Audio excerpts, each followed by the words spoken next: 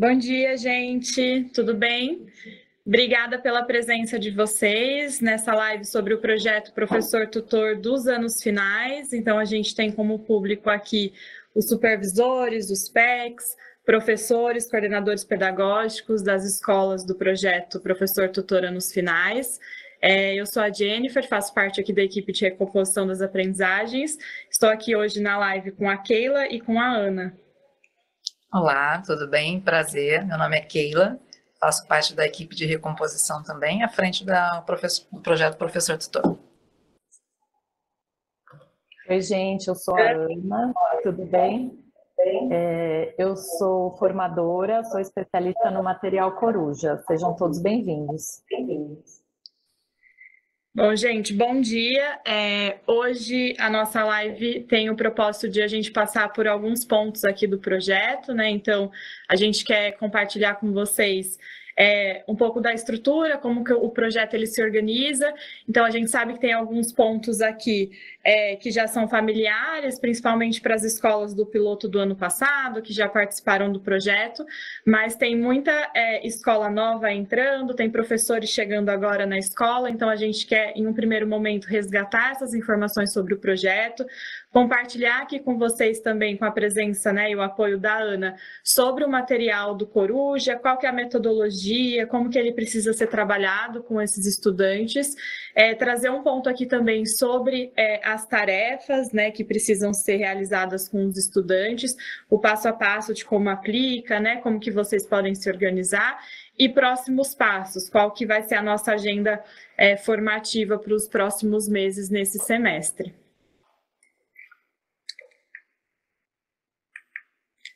Bom, então, para resgatar aqui, né, o contexto geral do projeto, esse projeto ele acontece, né, em 500 unidades escolares, em 51 diretorias de ensino que foram selecionadas com base no Saresp. Nós iniciamos em 2024, em agosto de 2024, com 20 diretorias de ensino e 200 unidades escolares. E agora nós expandimos para 300 novas unidades e mais diretorias de ensino, né? Totalizando 50 unidades, 51 diretorias de ensino.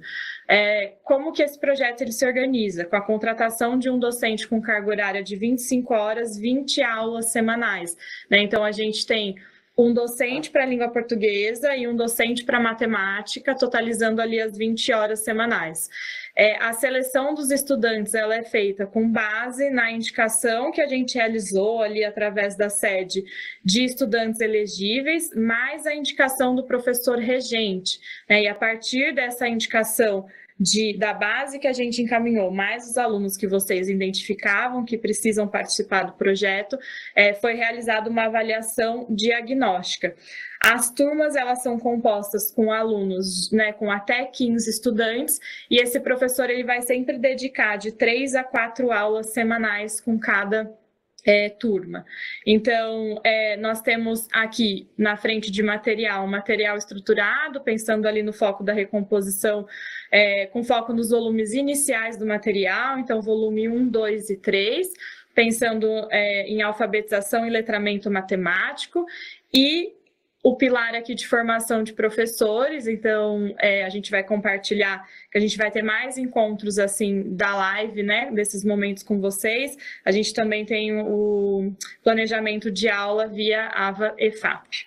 Então aqui é só para resgatar um contexto do projeto. Esse projeto ele é regulamentado pela resolução número 46, né, que foi publicada em junho de 2024. Então, o objetivo principal, como eu mencionei aqui, é de recompor os níveis de alfabetização em leitura e matemática dos estudantes do 6º ao 9º ano, mas para esse ano a gente está com um enfoque muito grande nos estudantes do 6º e do 7º ano, né? Então, como consta no documento orientador do projeto, que vocês já devem ter tido a oportunidade de realizar a leitura, né? Então, aqui eu estou resgatando alguns pontos que já estão lá no documento orientador, o enfoque são em alunos do 6º e do 7º ano. Né? Como que esse projeto ocorre? Com a contratação desse professor de língua portuguesa e de matemática, com essa jornada de 25 horas, 20 aulas semanais. Então, aqui um pouco mais de como essas escolas foram selecionadas, então eu trouxe aqui, né, com base no Saresp de 2024, e como que a gente identifica quem são os estudantes que precisam participar do projeto, né? Todos esses pontos que eu estou trazendo aqui é um resgate, porque essas etapas já aconteceu na maioria das escolas, né? Então, as escolas já aplicaram avaliação diagnóstica, já estão com os professores. Aqui, o processo de seleção dos estudantes, né, como o foco é nos alunos do 6º e do 7º ano, a escola necessitava identificar esses alunos do 6º ano, que são elegíveis para participar do projeto, né? Então, são alunos com algum nível ali de defasagem, pensando nessas defasagens mais basilares dos anos iniciais. Nós encaminhamos também uma lista de indicados de alunos elegíveis, do 6º ao 9º ano, que precisavam realizar a avaliação diagnóstica, e demais estudantes que a escola identificasse a necessidade. Então, a partir dessa lista de estudantes, a escola precisava aplicar uma avaliação diagnóstica adaptativa, que foi feita via plataforma, disponibilizada pela Sala do Futuro, e a partir dessa avaliação, a avaliação identificava os estudantes que de fato precisavam ser enturmados no projeto. Um pouco aqui em que momento que o professor tutor ele deve atuar. Então, a tutoria ela ocorre fora da sala de aula do estudante. Aqui o projeto do professor tutor dos anos finais ele tem um desenho diferente do professor tutor dos anos iniciais. Então, o professor tutor ele vai retirar esse estudante ali da sala de aula, preferencialmente como consta na resolução, nas aulas de língua portuguesa e matemática, mas aqui cabe mencionar que a escola tem autonomia para organizar a grade desses estudantes. Essas turmas, elas devem, né, possuir de 5 a 6 turmas cada professor tutor, porque quando a gente olha para a carga horária do professor, ele tem 20 aulas associadas, então ele pode ter 5 ou 6 turmas. Se ele tiver 5 turmas, são 5 turmas com 4 aulas semanais. Se ele tiver as 6 turmas, ele vai precisar dividir ali o horário, né? 2 turmas com 4 aulas semanais e 4 turmas com 3 aulas semanais, sempre totalizando essas 20 aulas semanais. Então, e aí com no máximo 15 estudantes por turma. Então, isso significa que cada professor tutor, se ele tiver no máximo 90, se ele tiver no máximo 6 turmas, ele consegue atender 90 estudantes. Aqui é um resumo do que eu compartilhei com vocês. Então, a jornada que a gente tem do projeto, a gente teve já a etapa do processo de seleção de professores, que se iniciou ali no dia, que se iniciou em fevereiro. A gente teve também já o processo de indicação dos estudantes, já compartilhamos a base dos alunos elegíveis, a escola também já identificou quais são os estudantes que precisam participar, e já tivemos a aplicação da avaliação diagnóstica, que finalizou no dia 4 de abril. Então, a partir de agora, né, a gente resgatou essas informações mais iniciais do projeto, esse percurso que a gente já caminhou até aqui, né, quais são nossos próximos passos. Então, agora a gente tem agendas mais formativas. Então, a gente está iniciando com essa live de hoje, que a gente quer trazer um momento mais formativo sobre o material do Coruja, sobre o Tarefa, e a gente terá outros momentos também. Então, a gente, pensando aqui na formação, a gente tem esses encontros, tem o planejamento de aula para o professor que está ocorrendo através do AVA, da EFAP, e agora a gente inicia a mesma jornada de aulas, né? Então, a gente já cumpriu todas essas etapas anteriores, de seleção, indicação dos alunos, avaliação diagnóstica. Então, agora é o momento do professor com os estudantes que foram enturmados de realizar essas aulas semanais, a aplicação do Tarefa, para a gente culminar nesse percurso final ali, que a gente vai ter uma avaliação prevista para junho. Todos esses pontos que a gente trouxe aqui para vocês nesse início, eles estão disponíveis na FAQ do projeto, que já foi disponibilizada também para os pontos focais. A gente colocou aqui um QR Code que vocês podem ter acesso, então tem informações sobre o projeto, sobre o material, sobre a avaliação diagnóstica, e a gente está sempre mantendo essa FAQ atualizada com base nas dúvidas que a gente tem recebido de vocês. Bom, Então, aqui foi um contexto inicial sobre o projeto, né? Alguns de vocês já escutaram bastante essa fala inicial. Agora, eu queria compartilhar aqui com vocês sobre o material do Coruja, como que ele está organizado. E aí, para isso, eu vou convidar a nossa formadora aqui, a Ana. Vamos lá, vamos falar um pouquinho do material, então. Jenny, você vai passar para mim os slides, por favor?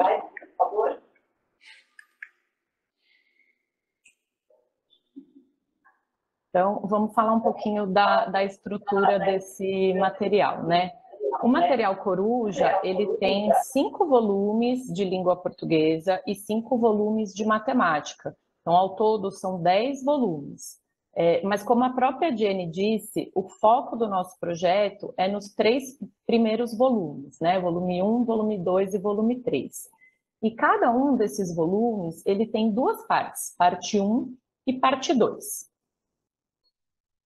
Pode passar, Jenny, por favor.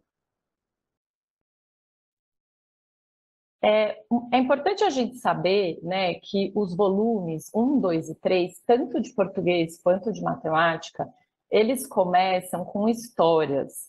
Então, é fundamental que antes de iniciar as atividades, os alunos conheçam essas histórias. São contos clássicos.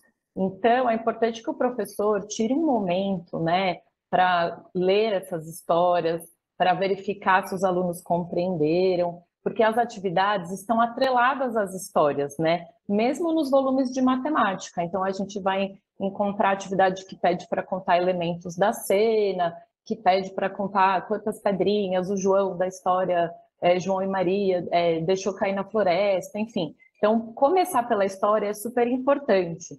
E aí, às vezes, alguns professores falam, Ana, mas a gente está falando de alunos de anos finais, eles já conhecem essas histórias. Não necessariamente, né? Primeiro porque a gente tem essa nova geração que está deixando de conhecer os clássicos, e segundo que às vezes eles conhecem uma versão animada, uma versão de cinema, né? Que pode não ser essa mesma versão clássica que a gente tem no material. Então, sempre começar pela história. Pode passar, por favor. E aí, né? Cada volume do material Coruja, ele é composto por 4 eixos de aprendizagem, né? Todos os volumes, isso se repete, não importa se é volume 1, volume 2 e volume 3, eles têm os mesmos eixos. Então, o volume de língua portuguesa vai ter os eixos escuta de sons da língua portuguesa, escrita alfabética, leitura e compreensão de texto e produção de texto. E os volumes de matemática têm os eixos números, operações, formas e tem grandezas e tratamento da informação, né? E, por sua vez, esses 4 eixos, eles têm 4 níveis de dificuldade, que são representados por cores. Quando a gente olha no material, a gente vai ver na página mesmo, né, que tem uma borda, uma cor, que separa esses níveis. Então, tem o nível vermelho, amarelo, verde e azul. Eles aparecem nessa ordem. Vamos passar para a próxima imagem, que eu acho que dá para ver melhor, né? Então, aqui eu tenho como exemplo um volume de língua portuguesa. O volume tem a divisão, né, dos 4 eixos, então eixo 1, eixo 2, eixo 3, eixo 4, e cada um desses eixos segue a divisão dos níveis. Então, ó, eixo 1 tem os 4 níveis ali, vermelho, amarelo, verde, azul. Eixo 2, a mesma coisa, os 4 níveis de dificuldade. E aí, é super importante, pode passar, Jenny, por favor. É super importante a gente ter em mente, né, que os alunos fizeram a avaliação diagnóstica, eles foram alocados em um volume do material, mas, independentemente do volume, eles sempre vão começar no primeiro eixo, né? Então, aqui eu trouxe como exemplo, o aluno de língua portuguesa, ele vai começar no eixo escuta de sons, no nível vermelho, e vai seguir a sequência. Ele vai fazer as atividades do nível vermelho, vai para o nível amarelo, depois ele vai para o nível verde, para o azul, e aí ele passa para o próximo eixo. Matemática tem a mesma estrutura, o aluno vai começar no eixo números, que é o primeiro, vai passar pelos diferentes níveis, pelas diferentes cores, e aí ele vai para o próximo eixo e segue a mesma sequência, né? E seguir essa sequência dos eixos e dos níveis é super importante para a gente identificar quais foram as habilidades, né, as aprendizagens já consolidadas e quais são as dificuldades, quais são as necessidades que esse estudante tem. Pode passar, por favor.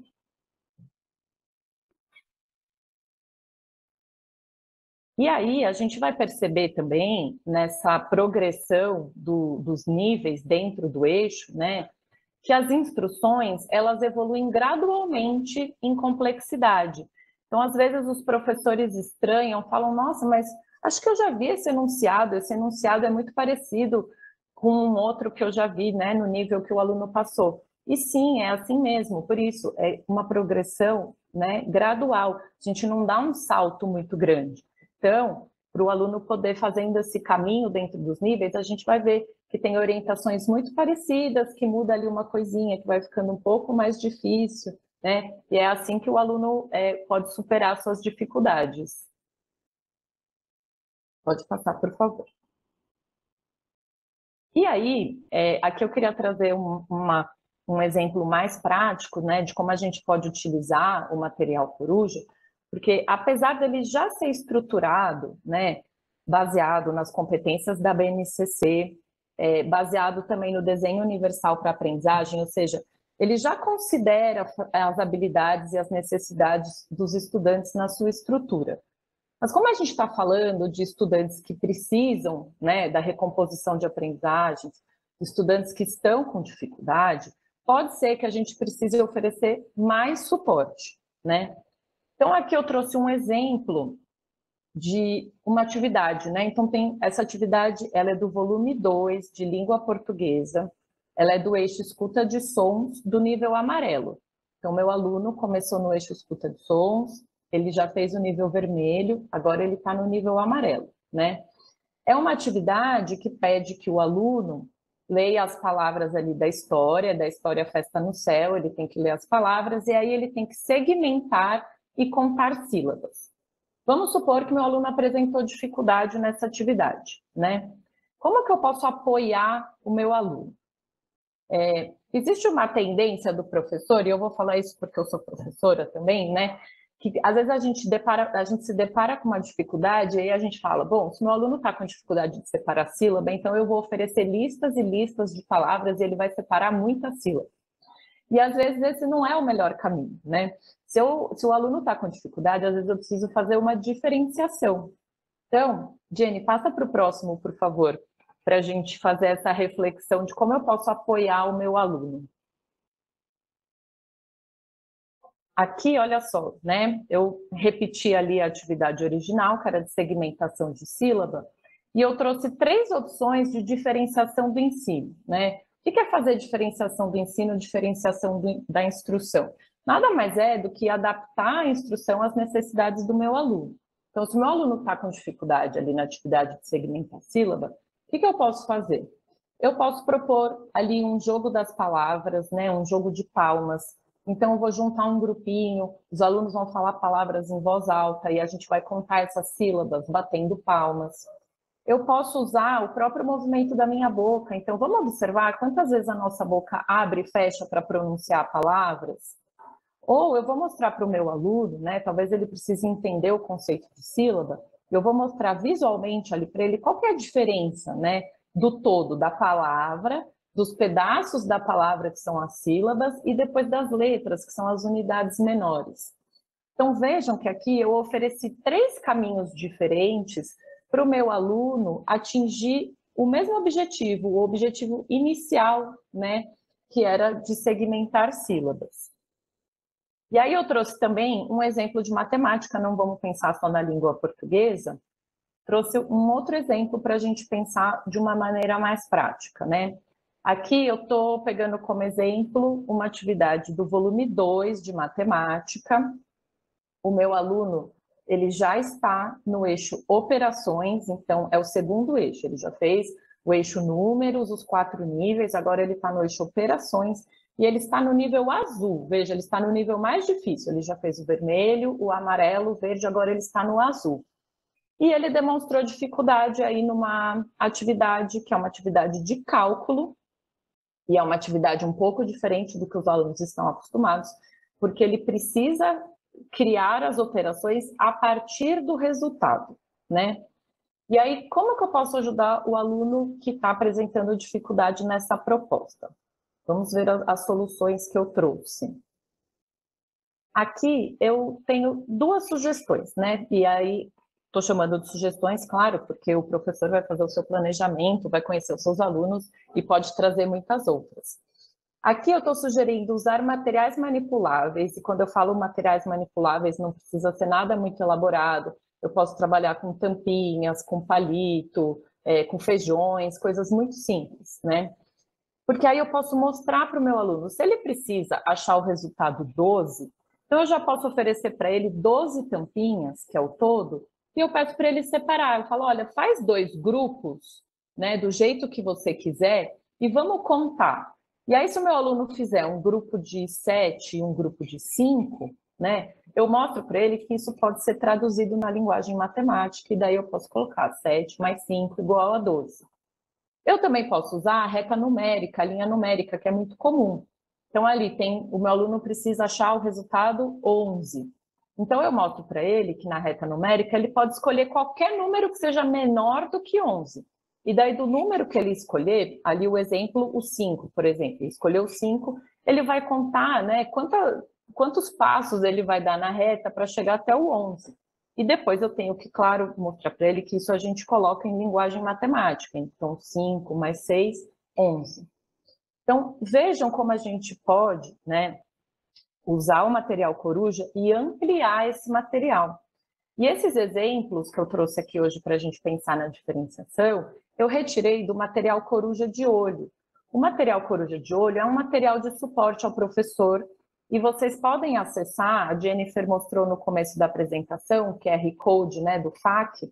No FAQ também tem esse caminho, tem um link para acessar o material coruja de olho, que tem muitas sugestões para a gente fazer a diferenciação desse material e fazer um bom uso. Obrigada. Obrigada, Ana, por compartilhar aqui com a gente. Então, a gente vai deixar o chat disponível também, se vocês tiverem dúvidas sobre o material, sobre, né, como organiza, a gente mantém compartilho com a Ana as dúvidas e a gente mantém a nossa FAQ atualizada para vocês.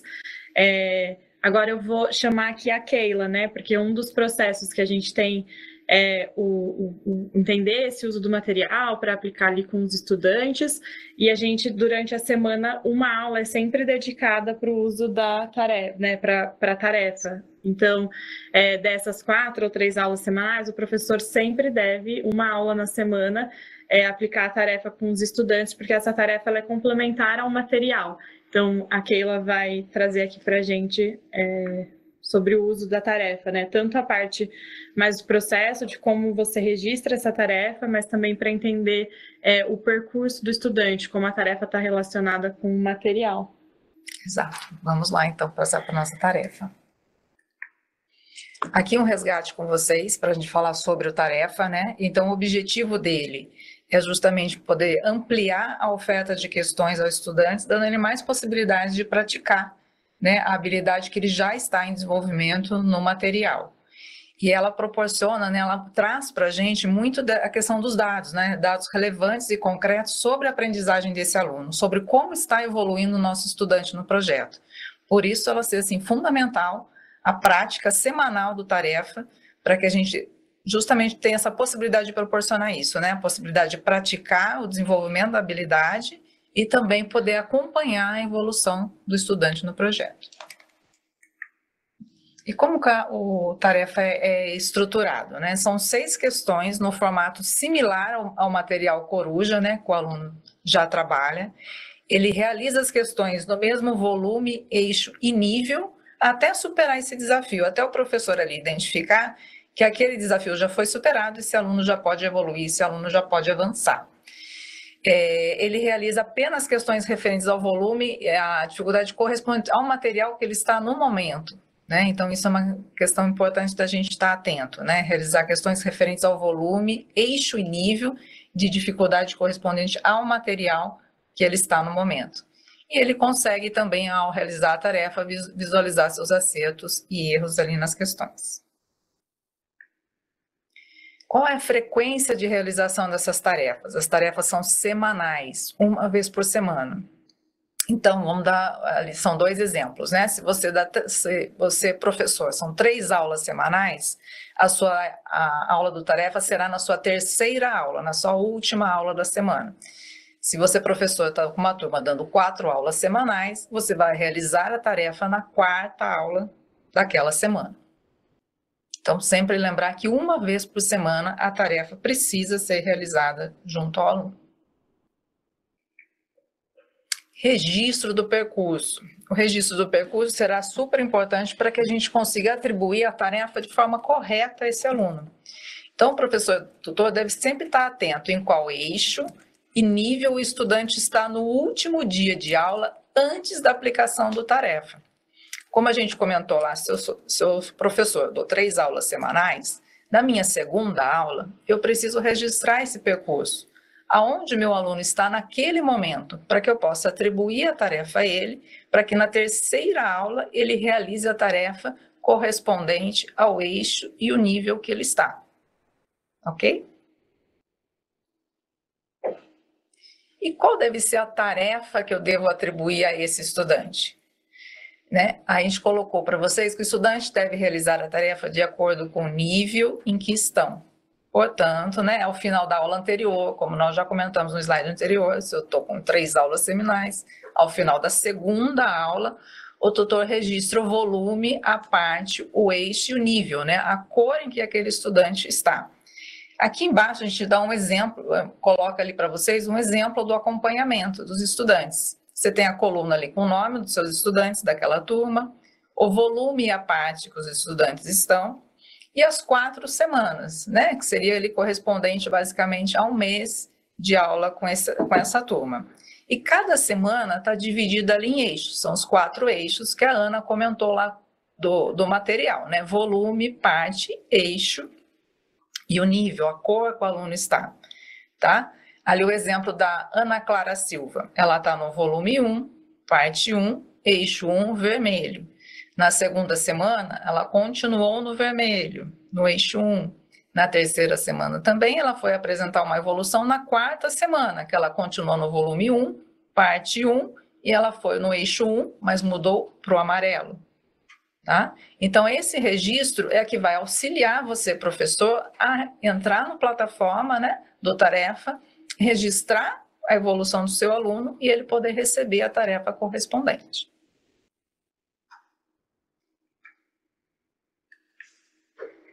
Aqui o registro da evolução. Então, ele é uma ferramenta que está no site da sede, né, onde o professor irá fazer o lançamento semanal da evolução do estudante, preenchendo, resgatando, né, volume, parte, eixo e nível, a cor onde esse aluno está. E esse registro já é interligado ao tarefa SP. Então, a partir do momento que o professor registra a evolução desse estudante, automaticamente é lançada a tarefa para o estudante. Tá? Então, a partir do momento que eu entro lá na sede, vou lá em evolução, faço o registro do meu estudante, colocando qual volume, a parte, o eixo e o nível que aquele estudante está naquele momento, já automaticamente que eu registro, a tarefa já é atribuída ao meu estudante. Eu não preciso cumprir mais nenhuma outra etapa, a não ser o registro da evolução na sede. Tá? Ali a gente colocou um passo para vocês, que é entrar na sede, entrar no tutoria, e a gente vai detalhar um pouquinho aqui agora à frente. Tá? Como atribuir a tarefa? Então, como falei para vocês, acessar a sede e registrar a evolução do estudante. Tá? A partir do registro, a tarefa é disparada automaticamente e de forma individual. Cada estudante recebe a sua tarefa. Aqui uma visualização para vocês, né? Então, eu entrei na sede, vou lá no ícone evolução, e no ícone evolução é que eu vou fazer o lançamento de percurso do meu aluno, né? Que é a evolução. Mas para começar a lançar o percurso, eu primeiro preciso fazer o registro de entrada desse estudante. Então, eu coloquei ali para vocês, né, o ícone azul, né, que está mais cadastrar registro de entrada. O registro de entrada nada mais é que o resultado da avaliação diagnóstica desse aluno, em qual volume esse aluno foi enturmado. Tá? Então, para eu poder registrar o percurso nas semanas seguintes, primeiro passo é o registro de entrada. Então, entro em registro de entrada, coloco o volume, o eixo, o nível que o meu aluno está iniciando. A partir daí, as próximas semanas, será sempre lançamento de percurso, tá? Na semana que eu estou lançando aquele percurso, o status da tutoria sempre é em andamento, né? Porque ela está acontecendo naquele momento. Então, esse é o caminho para que o professor semanalmente entre e lance ali a evolução. Lancei a evolução, meu aluno recebe a tarefa automaticamente. Tá? Aqui, depois, a gente colocou para vocês também como que eu vou acompanhar essa tarefa. Como que eu sei se o meu aluno está realizando ou não está realizando a tarefa, como é que está o aproveitamento dele, como é que já teve mudança de nível desse aluno.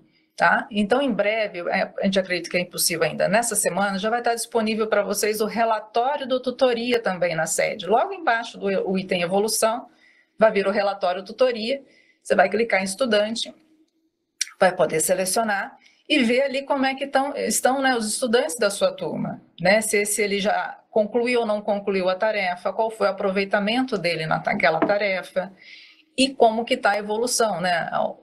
O andamento da aprendizagem desse aluno. Então, é possível, dentro da sede, você faz o lançamento da evolução para que o aluno receba a tarefa e também no mesmo site né, da sede, você consegue acompanhar a evolução desse estudante, né, o relatório desse estudante. E aqui a gente colocou para vocês como é que onde o estudante entra para realizar essa tarefa, para visualizar essa tarefa, né? Então, ele entra pela sala do futuro, ele vai clicar no card da plataforma Tarefa SP, e quando ele clica ali no Tarefa SP, já vai estar ali visível para ele quais são as tarefas que ele precisa realizar, né? Vai estar identificada ali do projeto de tutoria, quais são as tarefas daquela semana que ele precisa realizar. Então, o aluno acessa pela sala do futuro. E aqui eu trouxe para a gente falar um pouquinho de um estudo de caso, para a gente tentar ver na prática como é que efetivamente acontece essa atribuição da tarefa. Então, nós trouxemos aqui o caso do Pedro, que ele é um aluno do 6º ano, que está passando por algumas dificuldades de acompanhar o conteúdo, e após essa observação da professora, né, dessas dificuldades que ele tenha apresentado, a professora indicou o Pedro para participar do projeto Professor Tutor, que ela acredita, né, com um trabalho mais personalizado, diferenciado, ele pode né, apresentar condições aí de superar essas dificuldades. Então, o Pedro foi indicado para o projeto, ele passou pela avaliação diagnóstica, e a avaliação diagnóstica apontou que ele deveria ser alocado no volume 2. Tá? E ali a gente coloca uma observação muito importante, né? A indicação de que todos os estudantes iniciem seus estudos no eixo 1, no nível vermelho. Tá? Então, ele está iniciando pelo volume 2, mas a avaliação diagnóstica só indica o volume, não indica a parte, o eixo ou o nível. Tá? Então, o que a gente indica? Comece sempre né, pela parte 1, eixo 1, nível vermelho, para que você inicie né, na primeira etapa do volume junto ao aluno. Então, o Pedro iniciou lá, foi enturmado, o cadastro dele de registro de entrada foi volume 2, parte 1, eixo 1, nível vermelho. Iniciou a primeira semana de aula, né? Nosso início do percurso. Ele tem aulas ali de segunda, quarta e sexta, são 3 aulas semanais. Então, Pedro performa muito bem e avança aí rapidamente para o próximo nível. O próximo nível seguinte do vermelho é o nível amarelo. Na quarta-feira mesmo, né, o Pedro já realiza as atividades no nível amarelo e sente algumas dificuldades, e a professora entende né, que o Pedro ainda precisa realizar algumas atividades do amarelo. Né? Na mesma semana ele saiu do vermelho, onde ele foi enturmado, e realizou atividades do amarelo. Mas a professora está entendendo que ele ainda precisa continuar no nível amarelo. Então, qual a atividade que ela vai atribuir para o Pedro na quarta-feira? Atividades do volume 2, parte 1, nível amarelo. Tá? Ele ainda está realizando atividades do nível amarelo. E, portanto, a professora atribui no tarefa atividades desse nível amarelo. Ok? Vamos ver a evolução agora do Pedro para semana 2. Oi. Tá pulando. Acho que é isso mesmo. Essa aqui da semana. Não tem a semana 2.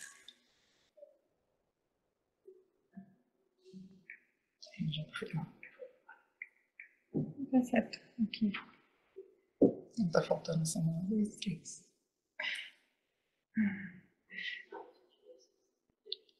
Tá. Aí, aqui a gente mostra um pouco do estudo do caso do Pedro, dele avançando, tá? Como a gente colocou aqui, ele começou no volume 2, parte 1, eixo 1, nível vermelho. E na primeira semana, ele já avançou para o amarelo. Então, a gente consegue visualizar aqui, Pedro, na primeira semana, naquele exemplo de tabela, né, que nós colocamos para vocês lá sobre o acompanhamento do percurso do Pedro. Então, ele foi o Pedro Henrique Souza, volume 2, parte 1, na primeira semana, amarelo. A professora identificou, a partir daí, né, que o Pedro ele precisava ainda realizar atividades do amarelo. Ele ainda não tinha superado os desafios do eixo 1, volume amarelo, cor amarela, né? Então, na semana 2, ele continuou no volume 2, parte 1, eixo 1, nível amarelo. Realizou atividades do amarelo. A professora identificou grandes avanços do Pedro, né?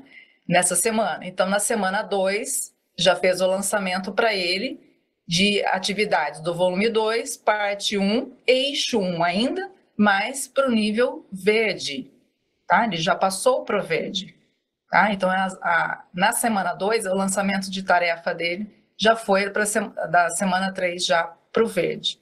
Na semana 3, a professora identificou que o Pedro teve avanços, ele já realizou atividades do eixo azul, né, do eixo 1 no nível azul, e a professora identificou que já poderia ter um desafio maior para o Pedro, passando para o eixo 2. Então, na semana 4, nessa última semana do mês, aí contando seriam 4 semanas, né, que o Pedro já está no tutoria, ele está no volume 2, parte 1, mas ele já está no eixo 2, começando no nível vermelho, né, para que ela identifique aí se ele vai superar, então, os desafios da habilidade do nível eixo 2, nível vermelho, para passar aí eixo 2 amarelo, eixo 2 verde, azul, para aí na seguinte mudar para um eixo 3, eixo 4. Tá? Então, a gente tentou trazer um exemplo aqui para vocês, para que vocês consigam visualizar como que eu vou avaliar essa mudança, né? Como é que eu avalio o meu aluno, faço o lançamento da evolução lá na sede, sempre na última aula, antes da aula do tarefa. E qual é a aula do tarefa? A última aula da semana. Então, eu sempre preciso fazer o lançamento antes, para que na última aula da semana, que é a minha aula do tarefa, o aluno já esteja com a tarefa atribuída e possa realizar essa atividade. Okay? Obrigada, Keila. Deixa até eu resgatar aqui alguns pontos que são bem importantes do tarefa, né? Os professores que já estavam conosco ano passado perceberam que a gente teve uma mudança aqui. Então, ano passado, o professor precisava entrar no CMSP, encontrar o localizador da tarefa para conseguir lançar, e esse ano o lançamento ele ocorre, como a Keila compartilhou aqui com a gente, através da tela ali do tutoria mesmo, que fica na sede. Então, você registra a evolução do estudante, e essa tarefa já é disparada automaticamente. Então, o estudante ele recebe aquela tarefa individual, sempre do momento que ele se encontra ali no material. Então, acho que até para resgatar aqui, voltando para esse último slide, acho que aqui é bem importante que dá para a gente trazer aqui algumas dúvidas que a gente tem recebido também, né, Keila? Então, por exemplo, da semana 3 para a semana 4, mas o aluno volta ali para o vermelho. Sim, porque ele está no eixo 2, então ele já completou todo o primeiro eixo, ele avançou para o próximo eixo. A primeira cor, né, o primeiro nível do segundo eixo é o vermelho, então ele avançou todo o primeiro eixo. Mas e o azul, que está ali entre o verde e o vermelho? Eu não vou ter que registrar essa tarefa, então, mas ele passou pelo material. Sim, ele passou pelo material, mas quando eu fui registrar já a tarefa, ele já tinha avançado, então eu não preciso colocar a tarefa do azul, eu vou colocar sempre a tarefa de onde o estudante está naquela semana. Então, vou trazer aqui, né, um outro exemplo. Se o aluno ele percorreu todo o eixo em uma semana, na semana seguinte eu já vou aplicar do eixo 2, nível vermelho. Mas aí eu não preciso aplicar essas 4 passadas, não, porque o estudante avançou isso na semana e a tarefa ela está sempre complementar ao material. Então, é muito importante que o aluno faça a tarefa exatamente da parte do eixo do nível que ele está no material, porque a tarefa vai ser sempre complementar ao momento que o aluno está ali no material. Então, acho que só para resgatar aqui esse ponto.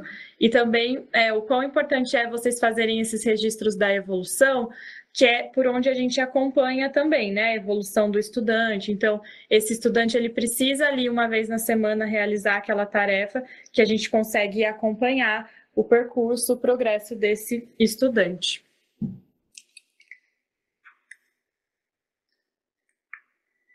Bom, então, acho que agora para compartilhar um pouco com vocês dos nossos próximos passos, eu vi que a gente tem algumas dúvidas aqui no chat também. Então, por exemplo, essa questão, antes de eu passar dos próximos passos, até sobre o link do Coruja de Olho, está na FAQ que a gente compartilhou com vocês no início aqui da live. Depois eu posso voltar para vocês lerem o QR Code de novo. Então, o material do Coruja de Olho está na FAQ, na seção de material didático, tá bom?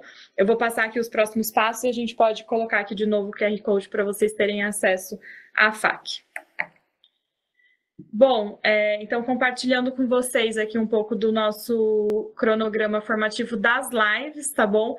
Então a ideia é que a gente tenha esse encontro que a gente teve hoje quinzenalmente, né? Esse encontro vai ficar gravado também, aos que não puderam assistir aqui ao vivo com a gente, podem entrar depois no repositório para assistir a live, ou quem quiser reassistir para resgatar algumas informações. Então, hoje a gente teve esse primeiro momento com coordenadores e professores.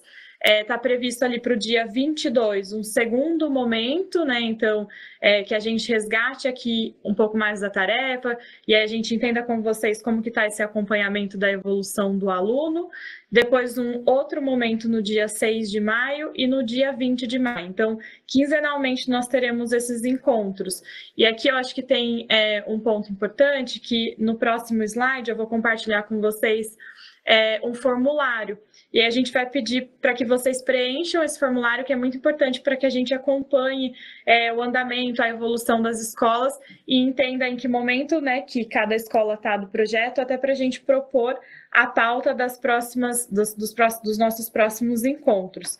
Então, eu vou deixar aqui um tempinho para que dê tempo de vocês realizarem a leitura aqui do QR Code. Então, a gente tem esse formulário de acompanhamento, podem realizar o preenchimento, ali vocês conseguem identificar se você é o coordenador pedagógico da sua escola, o professor tutor, né? Você seleciona, identifica a sua escola e podem dizer em que momento que vocês estão, porque isso ajuda a gente a ir calibrando também e entender quais são os próximos pontos que a gente precisa abordar aqui nas próximas lives. Então, vou deixar aqui para que vocês tenham um tempo de fazer a leitura do link e depois a gente compartilha também com os pontos focais por e-mail.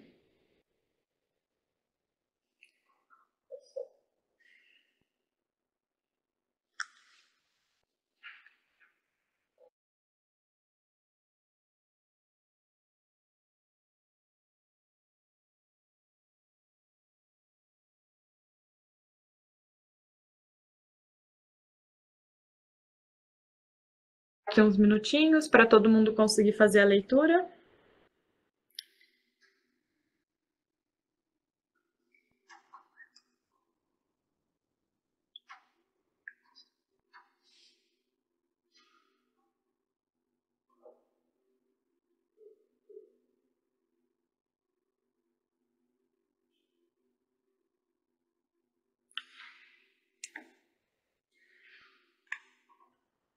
Bom, agora eu vou voltar aqui para o slide da FAQ, que tem muitas das dúvidas que apareceram aqui também estão na nossa FAQ. Eu vou voltar aqui para que vocês possam fazer a leitura do QR Code também.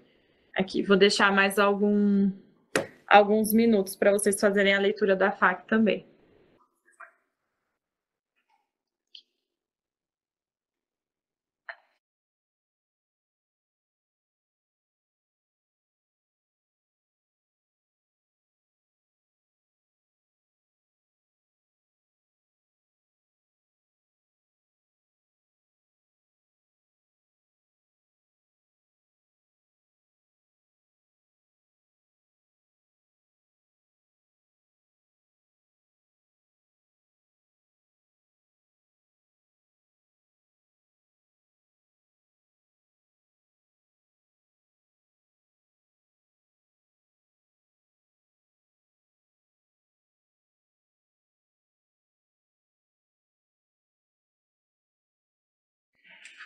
Bom, pessoal, então a gente encerra aqui o nosso encontro. A gente vai compartilhar também tanto o link da FAQ quanto o link do formulário por e-mail para os pontos focais também, para que vocês possam preencher.